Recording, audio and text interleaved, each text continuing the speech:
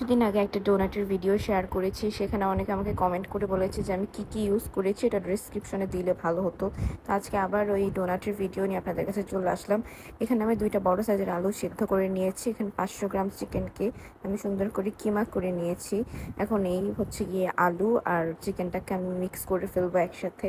এখানে আমি আলু একটু বেশি ইউজ করতেছি, কারণ চিকেন আর আলুটা মিক্স হয়ে গেলে এটা পুরোটা হচ্ছে কি চিকেনের ফ্লেভারই দিবে। আলু আপনারা আপনাদের পছন্দ মতো অ্যাড করবেন। এখানে আমি সয়া সস অ্যাড করছি, তারপর এখানে মরিচ, ধনিয়া পাতা, পেঁয়াজ ব্লান্ড করে ইউজ করছি, লবণ, মরিচের গুঁড়া, টমেটো সস, আদা রসুন বাটা, তারপর একটু ব্রেড ক্রাম্স দিয়ে এটাকে সুন্দর করে মিক্স করে নেব। লাস্টের মধ্যে একটু কর্নফ্লাওয়ার আর একটু হচ্ছে গিয়ে গোলমরিচের গুঁড়া অ্যাড করে নেব।